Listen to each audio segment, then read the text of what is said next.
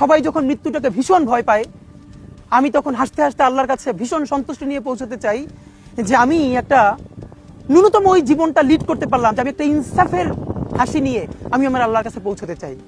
সুতরাং আগামী 50 বছর বাঁচলাম, কোনো ইম্প্যাক্ট তৈরি হলো না আমারই দিয়ে, দেশের জন্য, রাষ্ট্রের জন্য, উম্মার জন্য, জাতির জন্য।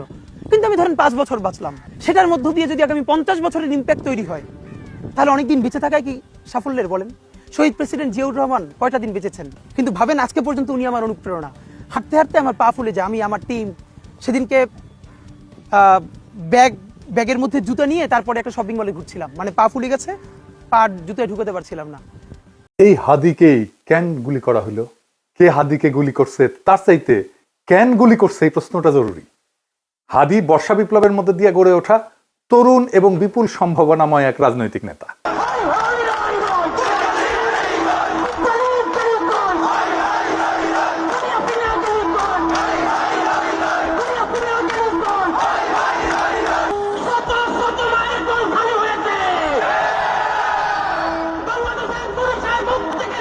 অনেকে আওয়ামী লীগের দিকে আঙুল তুলতেছে। আওয়ামী লীগ অবশ্যই বর্ষা বিপ্লবের প্রধান শত্রু, কোনো সন্দেহ নাই, কিন্তু আওয়ামী লীগ কি একা বর্ষা বিপ্লবের একমাত্র শত্রু? না। রাজনৈতিক দলগুলো যারা হাসিনা বিরোধী লড়াই করছে তারাও তো বর্ষা বিপ্লবকে ধারণ করে না। সরকারের মধ্যে বিপ্লব বিরোধী ধান্দাবাজ অপদার্থ ধ্বজভঙ্গ লোকেরা ঢুকিছে একের পর এক। প্রফেসর ইউনূস নিজের বউয়ের ডাক্তাররা ঢুকাইছে মন্ত্রী পরিষদে, বন্ধুর পোলারে ঢুকাইছে, তার গ্রামীণ ব্যাংকের লেসপেন্সার সব ঢুকাইছে, পলিটিক্যাল পার্টিগুলো তাদের নিজেদের লোকদেরকে ঢুকাইছে, এবং বেশিরভাগই অপদার্থ। না আছে এদের ম্যানেজমেন্ট স্কিল, না আছে পলিটিক্যাল নলেজ, না আছে সদিচ্ছা, না আছে শরীরে জোর। আওয়ামী লীগ অস্ত্র কিনে সশস্ত্র যুদ্ধের ডাক দিছে, অস্ত্র কিনে যুদ্ধ করার কথা ঘোষণা দিছে, একবার না বারবার, জেনেভায় যায় প্রকাশ্যে দিছে। দেখেন একের পর এক দেখান এইটা শেয়ার। হোয়াটএভার ইট ইজ, আমাদের কথা হচ্ছে যে আমাদের এই সংগ্রাম লড়াই অব্যাহত রাখতে হবে, এই এদেরকে এখান থেকে উৎখাত করতে হবে। আর আমি সবসময় পার্সোনাল ক্যাপাসিটিতে একটা কথা বলি, সেটা হচ্ছে সশস্ত্র সংগ্রাম ইজ দ্য অ্যান্সার। হয়তোবা বাংলাদেশ আওয়ামী লীগ এই নীতিতে হয়তোবা এখনো যায়নি, কিন্তু ব্যক্তিগতভাবে আমার ক্যাপাসিটি হচ্ছে যে we have to take up arms এবং we have to resist ourself, because আমাদেরকে খুন করছে, আমাদেরকে পাল্টা লড়াই অব্যাহত করতে হবে, এবং এটাই হচ্ছে আমাদের স্ট্যান্ড। আমার কাছে মনে হয় ব্যক্তিগতভাবে আমার স্ট্যান্ড। দেখেন আর একটা দেখান।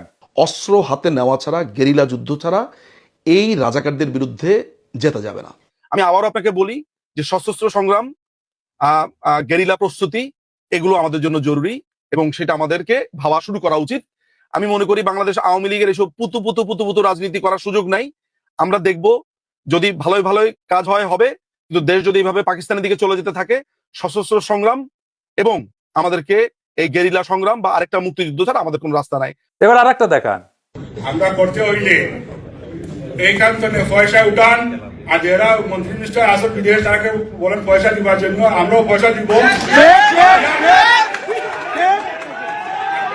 অস্ত্র কিনতে হবে, আপনার যুদ্ধ করতে হবে মাঠে।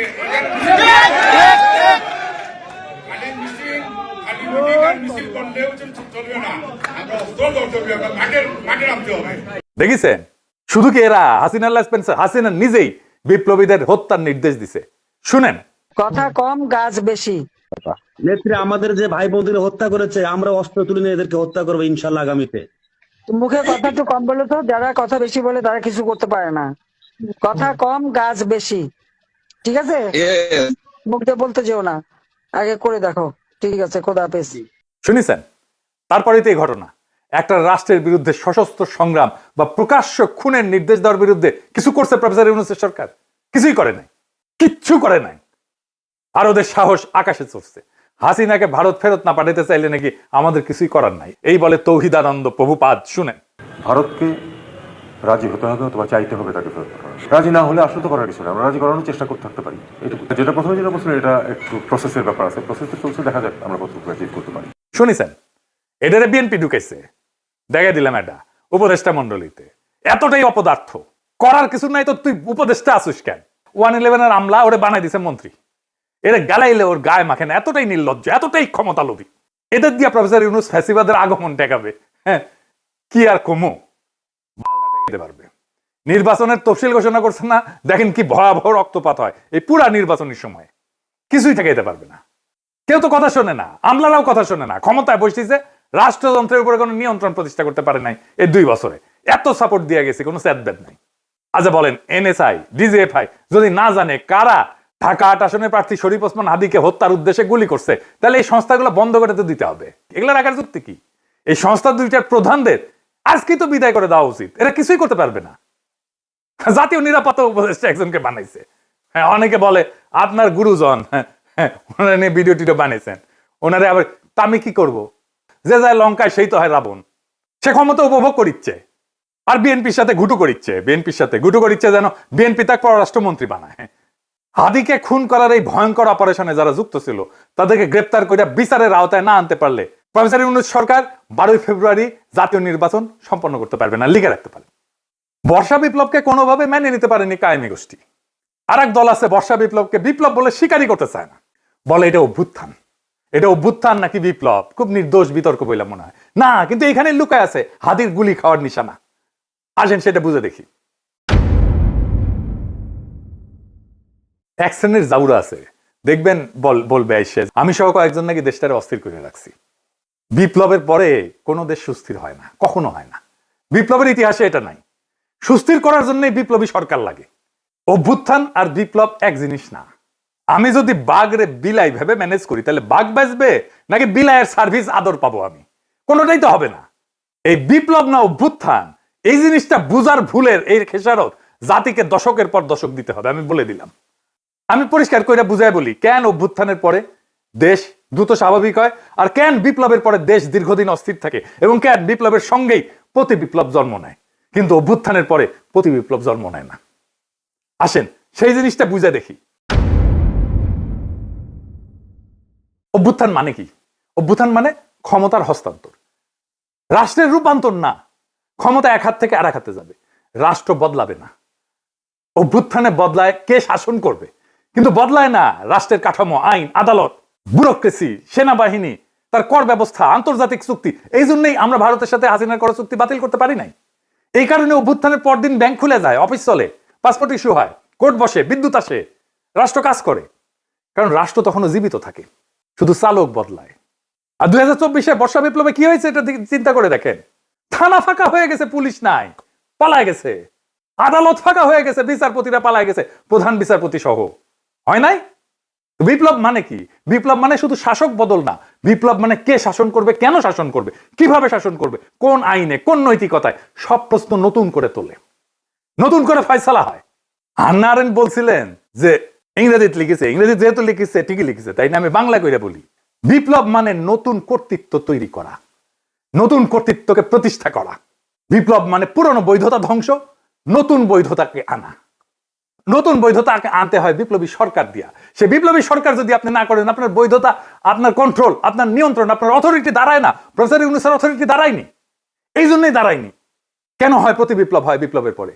কারণ বিপ্লব কাউকে না কাউকে বলে তোমার দর্শন ভুল, তোমার আদর্শ ভুল, তোমার বিশ্বাস ভুল, তোমার সম্পত্তি অবৈধ, তুমি দেশের শত্রু, তুমি জনগণের শত্রু।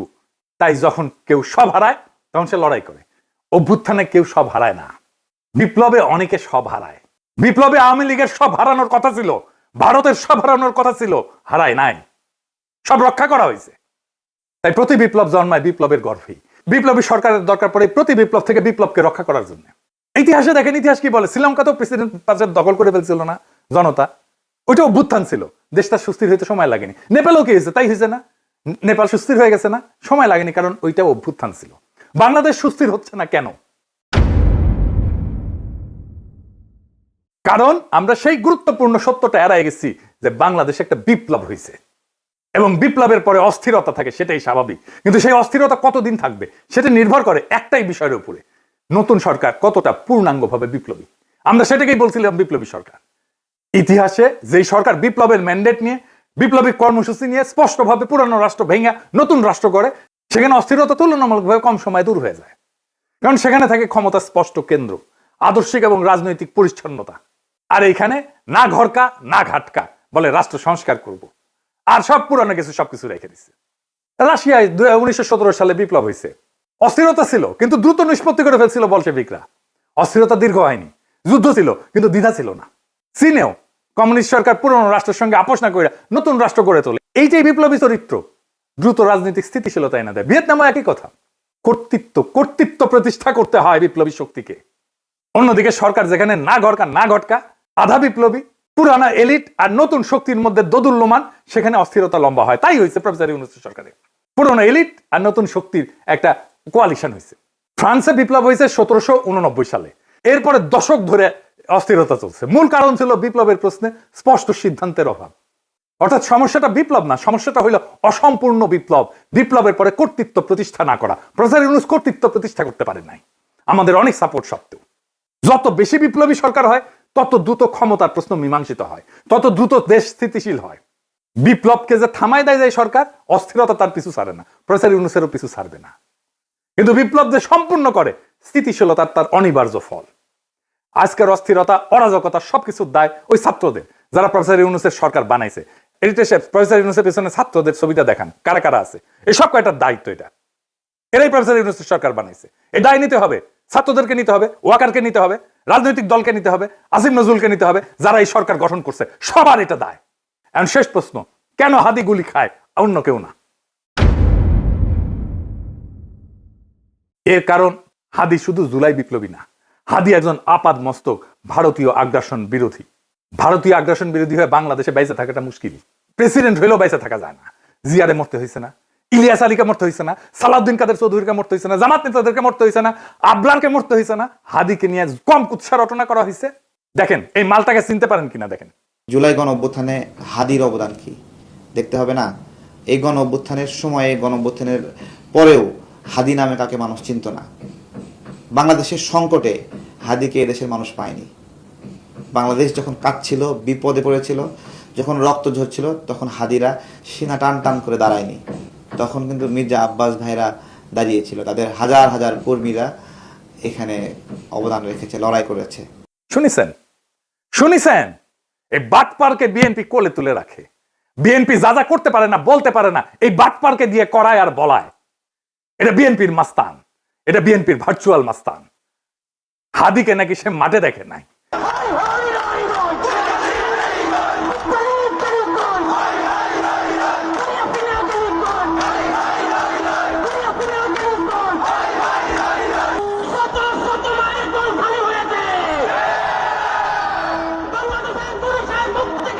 ওই বর্ষা বিপ্লবের হেডমাস্টার, ওর কাছে রোল কল কইরা বর্ষা বিপ্লবের স্টেক নিতে হবে। ওরে কিছু বললে বিএনপির বুদ্ধিজীবী ডাক্তার জাহেদ পর্যন্ত সেট করে ওঠে, কাইন্ডা শেষ হয়ে যায়। এই এপিসোড যখন রিলিজ হবে তখন হাদির ঠিক কি অবস্থা থাকবে আমি জানি না।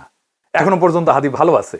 হাদির কথায় আপনারা বারে বারে মৃত্যুর কথা আসতো, শহীদ মৃত্যুর কথা আসতো।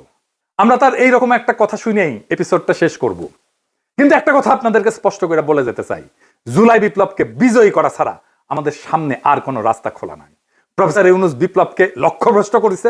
আমরা আবার সেই বিপ্লবকে সম্পন্ন করব, বিজয় করব। প্রয়োজনে আবার এক নদী রক্ত পাড়ি দেব, কিন্তু বিজয় নিয়ে ঘরে ফিরব ইনশাল্লাহ। ইনকিলাব জিন্দাবাদ। দর্শক, সম্পূর্ণ ভিডিওটি দেখলেন, আশা করি বিষয়টি বুঝতে পেরেছেন। এ নিয়ে আপনার গুরুত্বপূর্ণ মন্তব্যটি অবশ্যই কমেন্ট বক্সে জানিয়ে দিবেন। ধন্যবাদ।